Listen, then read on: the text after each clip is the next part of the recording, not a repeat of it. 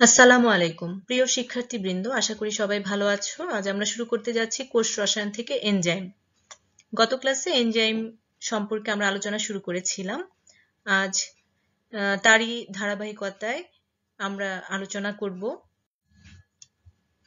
প্রথমে আমরা দেখে নিই এনজাইমের নামকরণ আমরা কিভাবে করব, এনজাইমকে কিভাবে নামকরণ করা যায় সেটা দেখি। এনজাইমকে তিনটা পৃথক বৈশিষ্ট্যের উপর ভিত্তি করে নামকরণ করা হয়ে থাকে।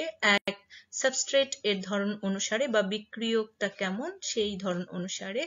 বিক্রিয়ার ধরন অনুসারে। তিন হচ্ছে সাবস্ট্রেট বিক্রিয়ার মিলিত বৈশিষ্ট্য অনুসারে।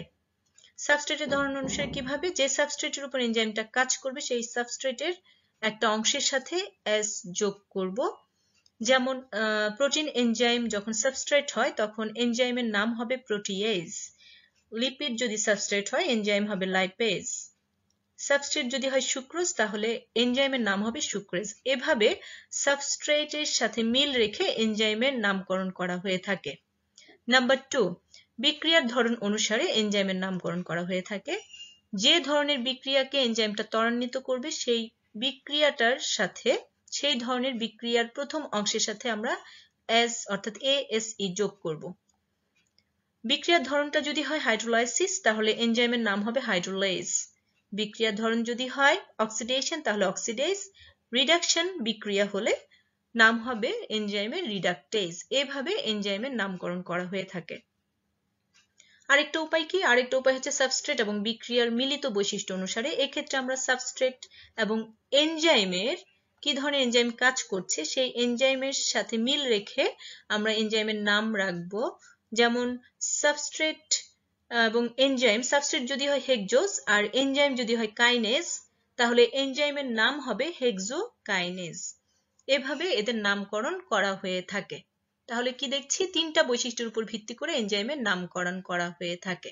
ক্লিয়ার? এরপর এসো দেখি এনজাইমের শ্রেণীবিন্যাস, অর্থাৎ এনজাইমকে কত ভাবে বিভক্ত করা যায়। দুটা বিষয়ের উপর ভিত্তি করে এনজাইমকে শ্রেণীবিন্যস্ত করা যায়। এক, গঠন প্রকৃতি। দুই, কি ধরনের বিক্রিয়াকে প্রভাবিত করে সেই বৈশিষ্ট্যের উপর ভিত্তি করে এনজাইমকে শ্রেণীবিন্যাস করা হয়। প্রথমে দেখে নিই গঠন প্রকৃতির উপর ভিত্তি করে কিভাবে শ্রেণীবিন্যাস করা হয়। গঠন প্রকৃতির উপর ভিত্তি করে এনজাইমকে দুটি ভাগে ভাগ করা যায়। এক, সরল এনজাইম। দুই হচ্ছে যৌগিক এনজাইম। এটা সম্পর্কে আমি গত ক্লাসে তোমাদের একটু ধারণা দিয়েছিলাম। সরল এনজাইম কি? যে এনজাইম শুধুমাত্র প্রোটিন দিয়ে গঠিত, এখানে প্রোটিন ছাড়া অন্য কোনো কিছু থাকবে না।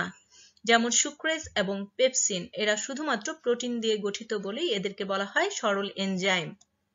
যৌগিক বা কনজুগেটেড এনজাইম, এখানে প্রোটিনের সাথে সাথে একটা নন প্রোটিন অংশ থাকবে।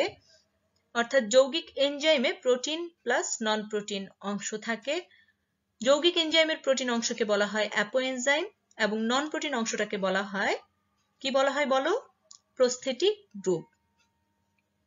যখন প্রস্থেটিক গ্রুপটা কোনো ধাতু বা মেটাল হবে তখন যৌগিক এনজাইমকে বলা হয়ে থাকে কোফ্যাক্টর।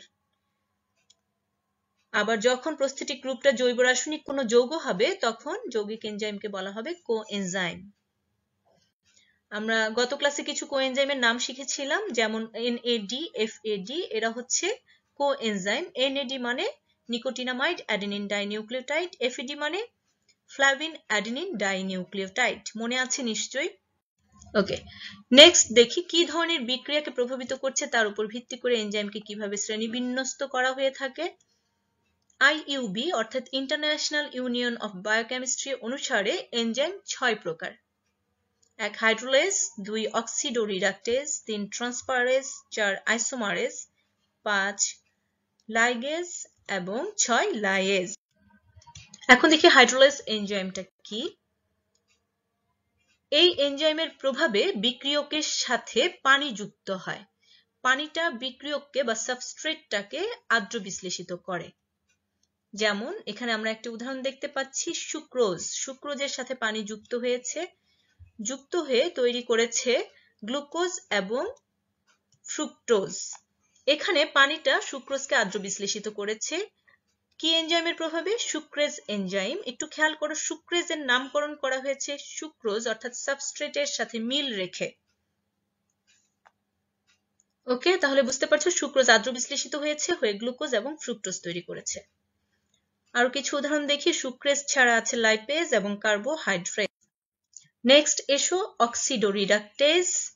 অক্সিডোরিডাকটেজ কথাটা এসেছে অক্সিডেশন এবং রিডাকশন থেকে, অর্থাৎ জারণ বিজারণ থেকে। অক্সিডেশন কি? অক্সিডেশন কথাটা এসেছে অক্সি মিন্স হচ্ছে অক্সিজেন, অর্থাৎ অক্সিজেনের যোগ। যে বিক্রিয়ায় অক্সিজেনের যোগ হবে সেই বিক্রিয়াটাকে বলা হয় জারণ বিক্রিয়া। সাথে সাথে হাইড্রোজেন বিয়োগ হবে, অর্থাৎ বিতাড়িত হবে বা অপসারিত হবে, এবং ইলেকট্রনও অপসারিত হবে। এটা মনে রাখবে, অক্সিজেন যোগ হাইড্রোজেন ইলেকট্রন বিয়োগ, এই বিক্রিয়াকে বলা হয় অক্সিডেশন বিক্রিয়া। রিডাকশন বিক্রিয়া ঠিক তার উল্টোটা। রিডাকশন মানে হচ্ছে হাইড্রোজেন যোগ, তাহলে কি হবে? হাইড্রোজেন যোগ অক্সিজেন বিয়োগ হবে এবং ইলেকট্রন যোগ হবে, যে বিক্রিয়ায় তাকে বলা হয় রিডাকশন বিক্রিয়া। তাহলে অক্সিডোরিডাকটেজ কোন ধরনের বিক্রিয়ায় কিভাবে কাজ করবে? এটা সাবস্ট্রেটের সাথে হয় অক্সিজেন হাইড্রোজেন ইলেকট্রনকে যোগ করবে, তা না হয় সাবস্ট্রেট থেকে অক্সিজেন হাইড্রোজেন এবং ইলেকট্রনকে বিতাড়িত বা অপসারিত করবে। এভাবে একটু মনে রাখার চেষ্টা করবে অক্সিডোরিডাকটেজ এনজাইমের কার্যকারিতাটা। এখানে আমরা একটা উদাহরণ দেখি।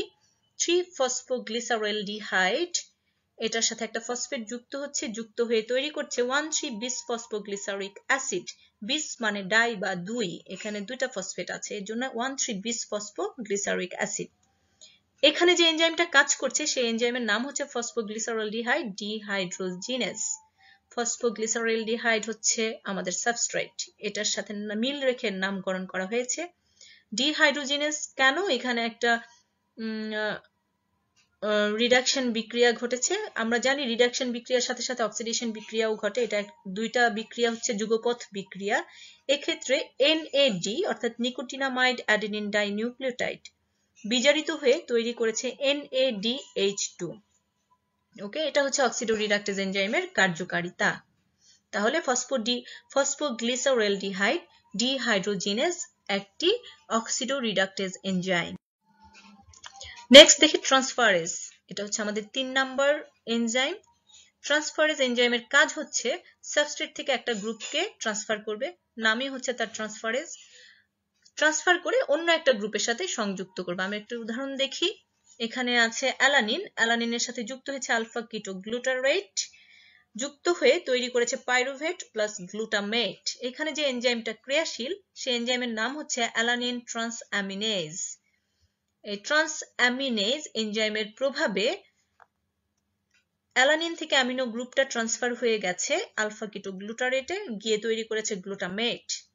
সেই সাথে কিটো গ্রুপ আলফা কিটো গ্লুটারেটের কিটো গ্রুপটা ট্রান্সফার হয়ে গেছে অ্যালানিনে, তৈরি করেছে পাইরুভেট। ক্লিয়ার? তাহলে ট্রান্সফারেজ এনজাইমের কাজ কি? একটা সাবস্ট্রেট থেকে একটা গ্রুপকে ট্রান্সফার করে অন্য একটা গ্রুপে নিয়ে যায়, নিয়ে গিয়ে একটা নতুন প্রোডাক্ট তৈরি করে। ওকে, নেক্সট আসো দেখি আইসোমারেজ।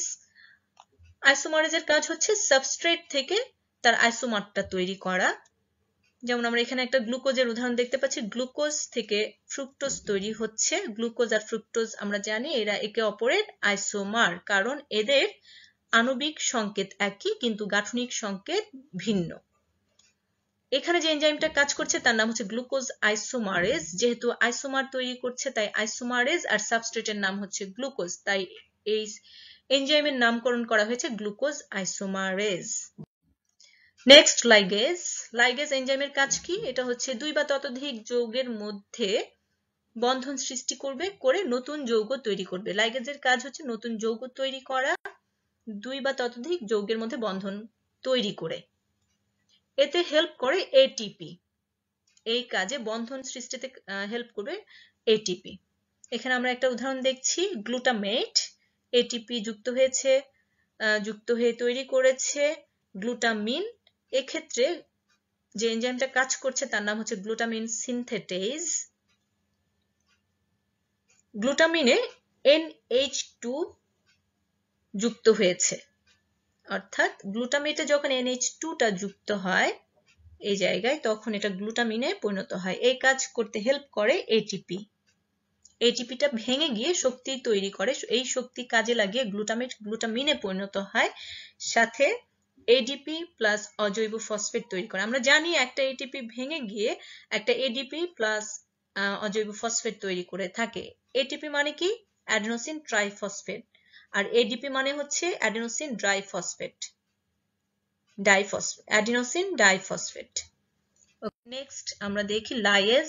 লাইয়েজ এনজাইমটা অনেক সময় দেখলে মনে হয় যে হাইড্রোলাইসিস করছে, হাইড্রোলাইসিসের কাজ করছে বা জারণ বিজারণের কাজ করছে, আসলে ঠিক তা না। এখানে হাইড্রোলাইসিসও ঘটে না, জারণ বিজারণও ঘটে না, কিন্তু এরা সাবস্ট্রেটের সাথে কোনো যৌগকে যুক্ত করে বা সাবস্ট্রেট থেকে কোনো যৌগকে অপসারিত করে। বিশেষ করে এরা carbon carbon, carbon oxygen, carbon nitrogen, carbon sulphur ইত্যাদি বন্ধনের উপর কাজ করে থাকে। এখানে আমরা একটা উদাহরণ দেখি, ফিউমারিক অ্যাসিড এর সাথে কোনো পানি যুক্ত হচ্ছে। আমরা জানি পানি যুক্ত হলে হাইড্রোলাইসিস হয়, কিন্তু এখানে কোনো হাইড্রোলাইসিস ঘটছে না। এখানে কি ঘটছে, জাস্ট পানিটা যুক্ত হয়ে একটা নতুন যৌগ তৈরি করেছে। কোথায় যুক্ত হয়েছে, যেখানে ডাবল বন্ড আছে সে জায়গায় পানিটা যুক্ত হয়েছে, যুক্ত হয়ে দেখো এরকম একটা অবস্থার সৃষ্টি করেছে, ফিউমারিক অ্যাসিড ম্যালিক অ্যাসিডে পরিণত হয়েছে। এখানে কিন্তু আদ্র বিশ্লেষিত হলো না, ভেঙে গিয়ে নতুন দুটা যৌগ তৈরি করলো তা কিন্তু না, ওরকম না। এই ক্ষেত্রে যে এনজাইমটা কাজ করছে সেই এনজাইমের নাম হচ্ছে ফিউমারেজ। ফিউমারিক অ্যাসিডের সাথে নাম মিল রেখে এর নামকরণ করা হয়েছে। ওকে, আজ এই পর্যন্ত। ঘরে থাকো, সুস্থ থাকো। থ্যাংক ইউ সবাইকে।